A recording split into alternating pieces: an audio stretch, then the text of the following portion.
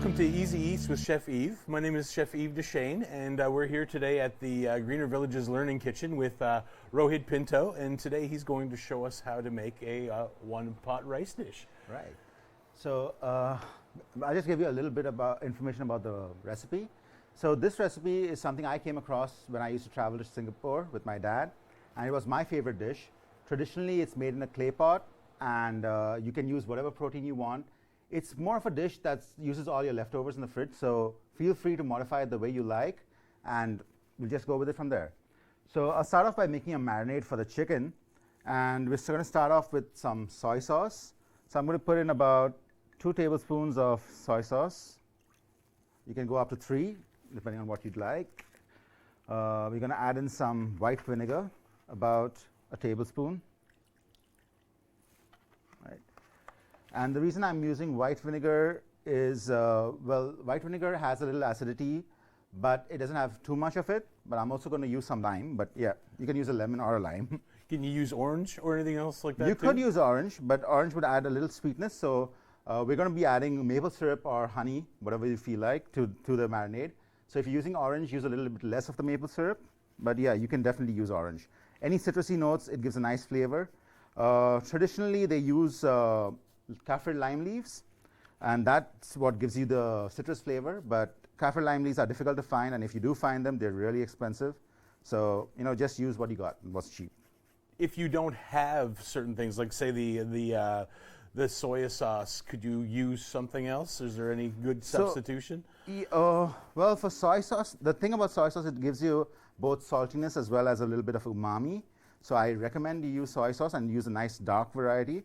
But if you don't have soy sauce, you could replace it with a lot of mushrooms or mushroom sauce, maybe oyster sauce, some fish sauce, and of course the relevant amount of salt as well. I'm just going to cut that. I'm just going to use the juice of half. Then we're going to add some garlic powder. So about a teaspoon of garlic powder. So for a recipe like this with 2 chicken legs, you'd use about 4 cloves of garlic, which would be about 2 teaspoons of garlic powder, but keep it to your liking. Then you're going to add in the maple syrup, or if you're using honey, you can use honey. About the equal amount of the soy sauce, so about 2 tablespoons. So you're using powdered garlic in this, but you can use fresh garlic if you wanted to. You can use fresh garlic. You can use fresh garlic. So powdered garlic I like using in the marinades because it has time to bloom, kind of. Well, not really bloom, but absorb the moisture and give out its flavor. But if you're using fresh garlic, I prefer using fresh garlic when you're sauteing stuff, because then it gives you that nice umami-ness. So I'm adding a little bit of white pepper. You can skip this if you don't like the heat. No, yeah, I'm not a big fan of white pepper, but you can use black instead. Or yeah, this recipe is very flexible. The thing is that it's not really a chefy recipe that was developed by some chef. This was probably developed in some kitchen where a mom probably had some extra rice left over from the previous day or extra chicken left over, and she just put it together in a pot, and that's it. Which is exactly what we're looking for, right? You're coming home and you're trying to be budget friendly, and you find whatever's in the fridge. So if you're not using fresh chicken, could you use, say, the roast chicken you used the day before? If you're using roast chicken, you wouldn't need to marinate it. You'd probably add it right at the end, because you don't want it to be overcooked and you don't want it to be dried out. But you could use a roast chicken. You could substitute, instead of chicken, you could use shrimp. You could use any protein that you have available. But yeah, I mean, it's completely up to you. It's just that you add a protein. You can add tofu if you don't want to add tofu in there. So I'm just going to get this, the backbone off the thigh. No, and you can get these at the grocery store. Oh, yes. And they can cut it to the way you like it. Exactly. Is there any reason why you're using, I guess, bone-in? Could you use boneless? I mean, I know it's a little bit more expensive, but... So the reason I like to use bone-in is because this is a slow-cooked recipe. So rather than using chicken stock, when you use the bone-in chicken, it kind of releases its own stock into the rice. So you don't need to add chicken stock in. You can just add plain water. But it's completely, and if you have boneless chicken in the fridge, use it by all means. You'll cut down on your marinating time, you'll cut down on a lot of things. Now, ideally, you'd want to marinate this for about an hour, or at least half an hour.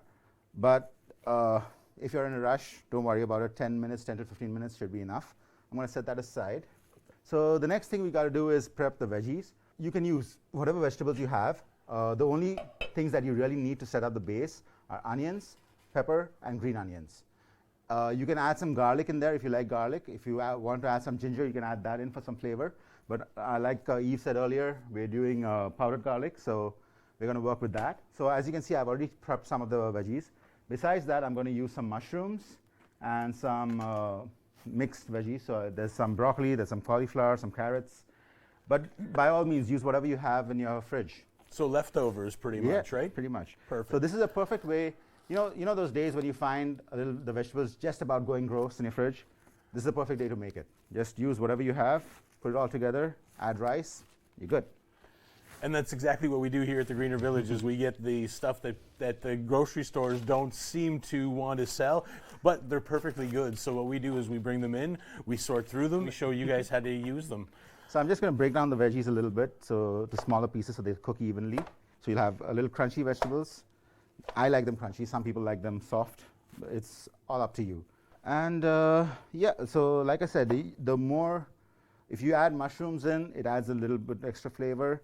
And you get these, I mean, it depends on what mushrooms you like, but I recommend button mushrooms. Oyster mushrooms definitely add a lot more umami. The one thing that you wouldn't find in this is tomatoes.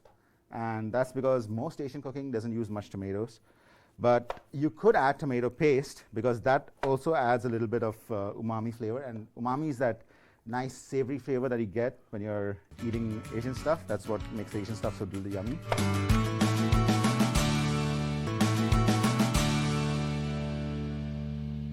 So I'm adding about a couple of tablespoons of oil.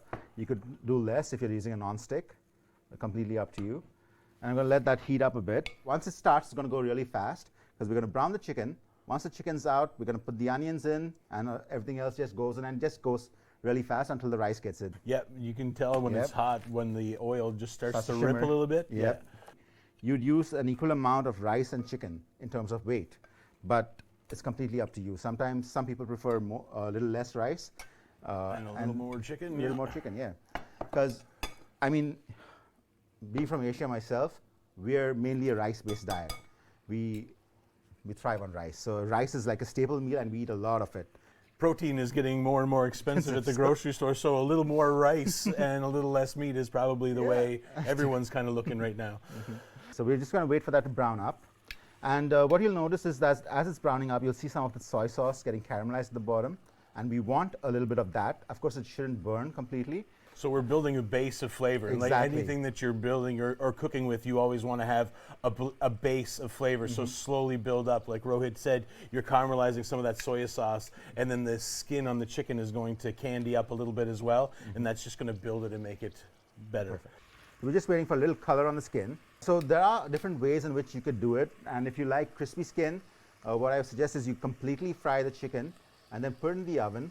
Let the chicken cook thoroughly while you're making the rice, and then just add it in at the end. Okay. So it gets a nice crispy skin chicken. What we're going to do is the skin is going to crisp up right now, but then later on when we add the water and the rice, it's going to get a little chewy again. But it's going to be nice and well cooked, so it's going to be easy to eat, if that makes sense. So I guess if you're using like the leftover roast chicken that you had the night before, then that's what you would do. You'd make the rice dish, and then right before it's ready, you toss in the chicken and then just stir it up, and you're good. So this dish, it's made a couple of different ways in Southeast Asia as well. So I first came across it when I was in Singapore, like I said, but I've seen a version of it in Malaysia. And in Malaysia, what they do is that they cook everything. And so you have steamed rice, you have cooked chicken, and then what they do is that they just put it all in a clay pot. They put a base of the ketchup manis with some maybe sambal or some chili paste or whatever you feel like. Then add the chicken in, add the rice on top, and just put heat both at the bottom and the top. Okay. So it's like an oven. Nice. But they use, well, it's all outdoors, it's street food, so yeah, it's all with coal and stuff like that. And that works well as well. So you can do this with leftover rice, you can do it with whatever rice, I mean uncooked rice, it's all up to you. So you had mentioned that you saw it as street food. So again, I want to put that reference there too, is that street food a lot of the times is the cheapest food and it's the quickest food to make. So street food can easily be translated into quick home cooking for busy families. Of course. In places like Indonesia, like I was in Yogyakarta, that's southern Java, and when we traveled there, there are these, the footpaths at night get converted into restaurants. Virtual restaurants. Oh, so cool. they bring in the barbecue and your gas stoves and everything of that sort. Cook on the sidewalk. They'll have small benches set out for you. You sit down and eat there. In Singapore, they have this whole Bugis Street, which turns into, the whole street shuts down at night and turns into a big market. So it's totally different. It's something that we've not really seen. So I guess the closest comparison would be the Garrison Night Market. But speaking of markets, a little birdie tells me that you're starting something up here not too far from us. Oh yeah, that's right. So we're in the process of starting a small bistro, and it's going to be called the Riverside Cafe, and it's going to be just next door to the Greener Village, so the strip mall just down the road. What kind of stuff are you going to be doing? So our aim right there is to make something that's affordable and flavorful. So it's going to be, we're starting off with breakfasts, and then we'll be doing lunches as well. So it's going to be hot lunches.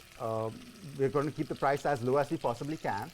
And it's going to be mainly takeout with a few tables to sit in if you want to sit in. Perfect. Are we going to see a one-pot rice? We may. Right, So cool. we're going to keep a lot of international foods. And we're planning on changing the menu every week or so. Oh, that's fantastic. So it's always going to be something fresh, something nice. I love cafes like that don't stay stale, I guess.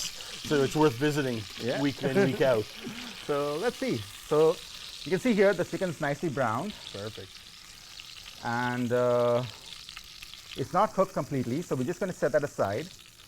It's going to finish cooking in the thing. I'm going to lower the heat a bit. Next, I'm going to add in the onions. So this is just about 2 small yellow onions. And to some extent, this will help deglaze.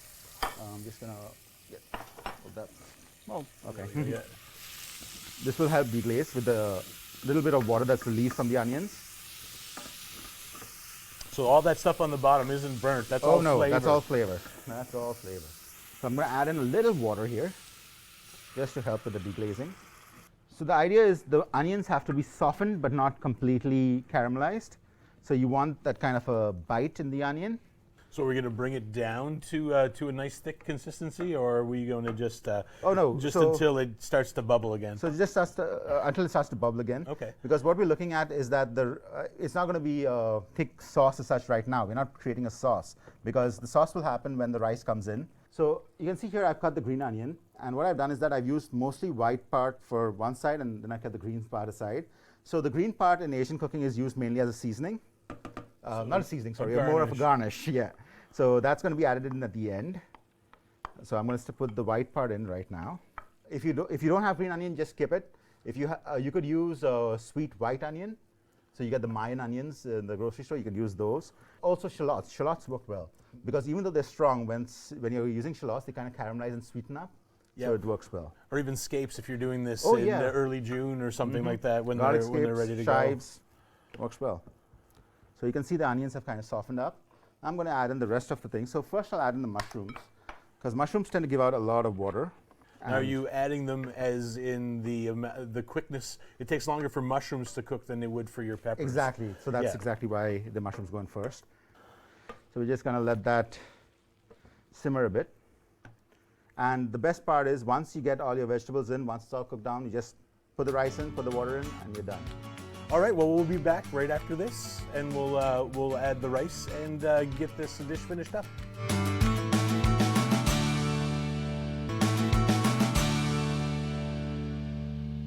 Welcome back, everyone. All right, so as you can see here, the mushrooms have kind of softened up right now.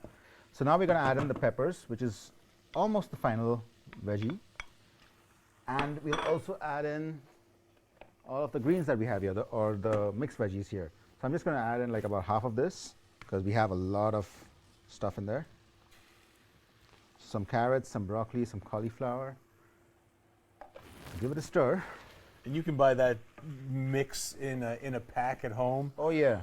So I mean, like you were saying, things are getting expensive, but I find that if you buy frozen vegetables, they're much cheaper than buying the fresh ones. Well, that's it. And you could use frozen vegetables in this one as well. Yes, you could.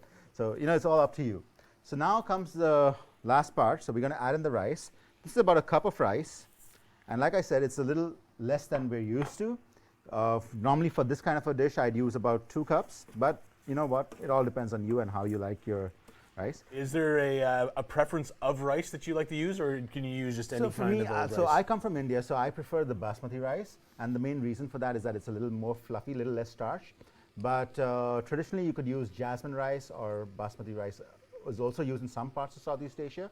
But jasmine rice is more or less a staple for this dish. And we can use good old plain old white rice. Oh yes, you can use calros. You can use, just don't use risotto rice because, well, you're gonna have too much starch there. Absolutely. And could you use like a brown rice or? Oh yes. So you can go ahead with the brown rice. You can go with the wild rice, and anything. So the general rule of thumb for rice is that you use twice the amount of water as you use the rice. So that's about 2 cups of water to 1 cup of rice. And for this, I'm going to use a little less water, because we already have some moisture in there from the mushrooms, from everything else. And it'll develop more moisture as it cooks as well. And the last thing we're going to add in is this marinade, the rest of the marinade.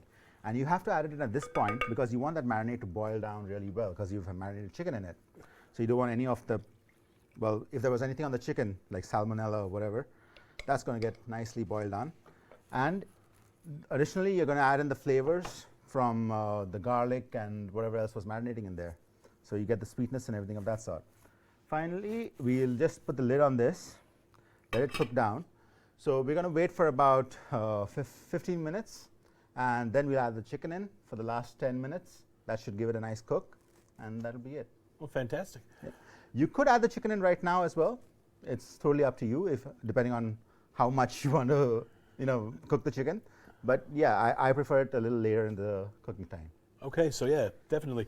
So I mean, that's for the chicken, but say you're using a pork chop or a pork loin, you would kind of toss it in at the same time, yeah. right? Of course, yeah, it depends on what you're cooking. So for chicken, you can push it a little later in the stage, but if you're using pork, by all means, put it in right now.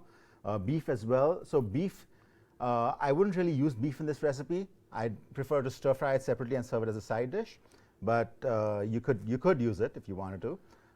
You could also use shrimp or any kind of fish.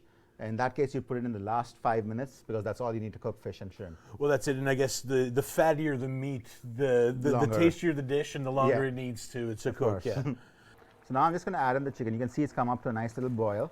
You've got the rice absorbed some of the water, but not all of it. So now we're just going to put the chicken back in. And you can just make sure that the chicken is well covered by the water, just to make sure it cooks thoroughly. Because like I said before, we haven't cooked the chicken. It's only been seared. And we'll cover it back up. So that needs, what, another 5-6 minutes to poach? Yeah, not more than that. So we're just going to move it down to a medium heat. Keep it low and slow so that the rice doesn't catch at the bottom.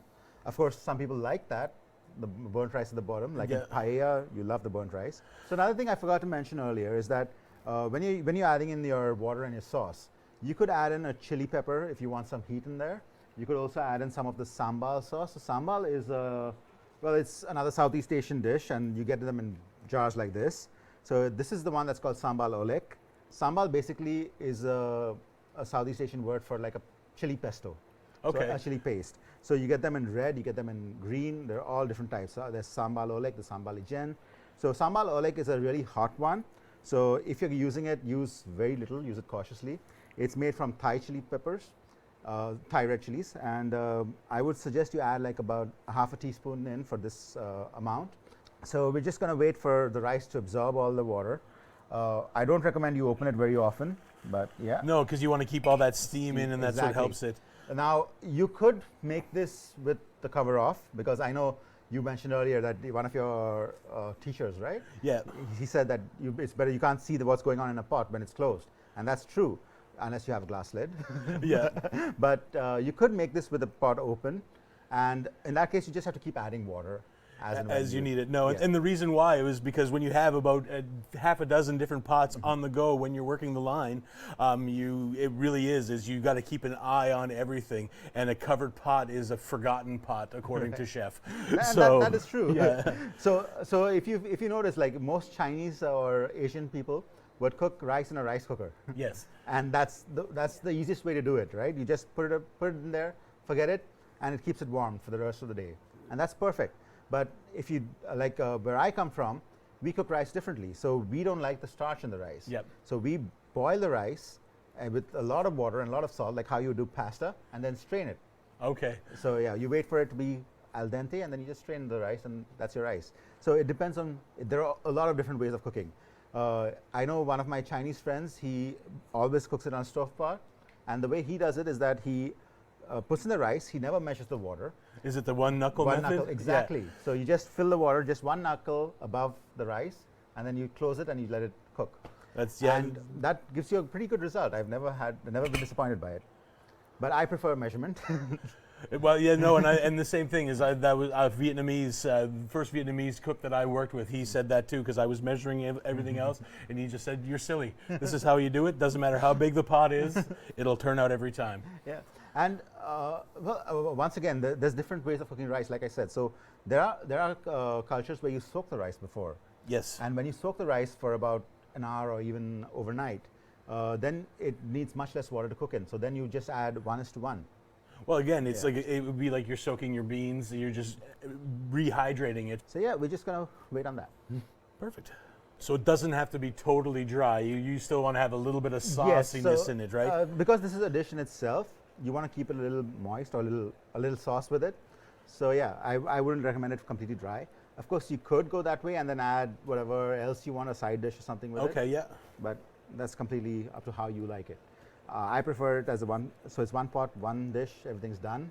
Just wash up and you're done. Well, that's it. Less dishes, a lot less dishes than what we showed you today, just because we're showing you how to make it. But yeah, everything can be done from the cutting board right to the pot. Yeah, and yeah, I mean this dish would serve about 4 people, which is pretty economical. I mean, you got one leg of chicken, one full leg of chicken, and you've got a few veggies, 1 cup of rice. I've not done the math, but I don't think it'll be more than $2 for this meal. Well, no, and exactly, and then especially if you're using leftovers, then it's even cheaper. Yep, it's done. We still have a little bit of water in there, and like I said, you can adjust the water to your liking. I'm going to get a nice piece of. I'm going to start with the rice and the veggies. So yeah, this is the hardest part of the whole dish, is trying to get the rice out from under the chicken. Chicken. If you're not worried about presentation purposes, you just hump and scoop. Mm-hmm. Well, that's exactly right. So when I said earlier that we do an equal amount of rice and chicken, that's main in terms of weight. That's mainly because of this, because you want to have a lot of rice. So generally, this would not be a meal for an Asian person. An Asian person would require twice the amount of rice than there is there. But yeah, that's how it is. Perfect. So fairly simple, and yeah, garnish it with some. And now we have some green onions, or you can garnish with chive. Yeah. There you go. I also like to add a wedge of lime or anything like that to it too, and I just use it to brighten it up instead of using salt. Yeah. Well, you will also notice that we haven't used any salt in this dish at all. Well, I mean, there's a lot of sauce in the soy sauce. So soy sauce gives you a lot, and you could also add some sesame oil. So I know it's an oil, but sesame oil is more like a salad dressing in Asian cooking. So you can just add it on the top. So just a little bit. Well, yeah, it's like a finishing oil. Mm-hmm. There you go. That'll add some flavor, a little nuttiness. You could serve it with a slice of lime. You could add your sambal oelek on the side, whatever you want. Perfect. And there we go, guys. We have it there. Chef Rohit's one-pot chicken dish. Rohit, thank you so much for joining me today. It was great to learn how to actually, transform leftovers or create a wonderful, comforting, and this looks like a nice comfort food type dish for, these cool days rolling into spring. So again, thanks so much for joining me. Thanks for having me, Yves, and it's always a pleasure. I love being here. Perfect, thank you. Thanks.